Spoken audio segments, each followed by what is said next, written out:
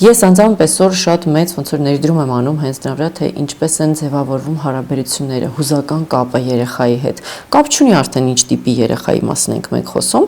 եկեք գանք այդպես ասած նորմատիպիկ զարգացում, առողջ այդպես ասած զարգացում ունեցող երեխաներին, այո, ծնողների կապը երեխաների հետ, որովհետև բոլոր խնդիրները Լենա ջան հետագայում գալիս են այդ մանկության հարաբերությունների, հուզական կապի, ապահովության ձևավորումից, որը մարդը կամ ձևավորում է, կամ ոչ։ Հետո ընտանիքում ձևավորվում է ապահովության զգացումը։ Դա ձևավորվում է ծնողների հետ, հենց կամ այն մեծահասակների, ով վերցրել են իրենց վրա խնամքը։ Տեսեք, որտեղից է դա գալիս, շատ հետաքրքիր թեմա է, վստահ եմ, որ լսարանը կընկնդրի երեխան ծնվում է, մենք բոլորս, հա, այսպես եք մարդիկ համարվում ենք մեր էվոլյուցիայի պսակը, ամենազարգացածն ենք եւ այլն, եթե սենց էվոլյուցիայի ընթացքով նայենք, մենք ամենան ենք։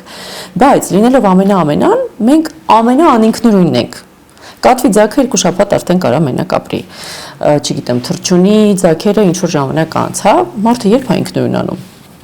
Մի տարեկանից դե սկսում է քայլել արդեն։ Չէ, ինքնուրույն, երբ դու կարող ես ասել, որ երեխան, մարդու ձագը